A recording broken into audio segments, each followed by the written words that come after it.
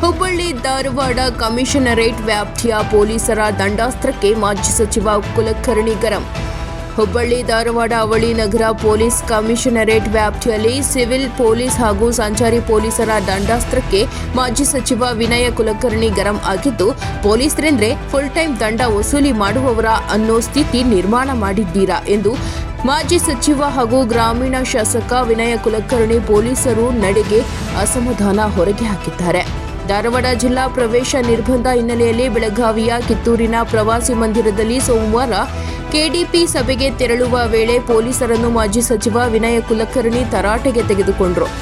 ಗ್ರಾಮೀಣ ಪ್ರದೇಶದಿಂದ ನಗರಕ್ಕೆ ₹1,500 ದುಡಿಯೋಕೆ ಬರೋ ಬೈಕ್ ಆಟೋಗಳನ್ನು ತಡೆದು 10-12 ಸಾವಿರ ದಂಡ ಹಾಕ್ತೀರಾ.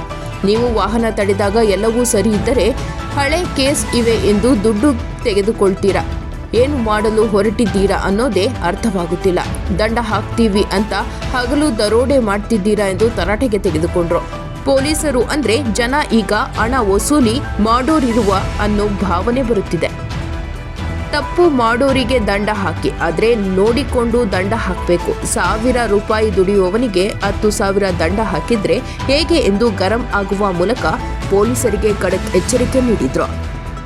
ವರದಿ ಸಂತೋಷ ಮೇದಾರ, NKS TV4 ಧಾರವಾಡ.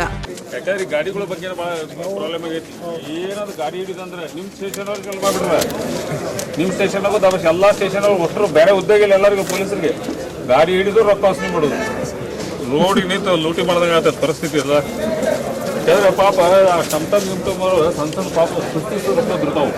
ದಿನ ₹1,000 ದುಡ್ದು ದೊಡ್ಡದು ಅವಕ್ಕೆ 5,000 10,000 ಪೆನಲ್ಟಿ ಹಾಕ್ತೀರಿ. ಎಲ್ಲಿಂದ ₹12,000 ಪೆನಲ್ಟಿ ಒಂದು ಆಟೋ ಡ್ರೈವರ್ಗೆ. ನೋಡ, ಡಾಕ್ಯುಮೆಂಟ್ ಚೆಕ್ ಮಾಡ್ರಿ, ಡ್ರಿಂಕ್ ಆ್ಯಂಡ್ ಡ್ರೈವ್ ಹಾಕ್ರಿ. ನಾವು ಅದಕ್ಕೆ ಅಬ್ಜೆಕ್ಷನ್ ಮಾಡಂಗಿಲ್ಲ. ಎಲ್ಲ ಇದ್ರು ಯಾವ್ದಾರು ಹಿಡ್ಕೊಂಡು ಕೂತಿರ್ತಾರೆ. ಕರೆಕ್ಟ್ ಹಳೆ ಕೇಸು ನೀ ಹಿಡಿದು ಹೋಗೈತಿ, ಮಂದಿಗೆ ಬ್ಯಾಸತ್ತೆ ಹೋಗಿರಿ.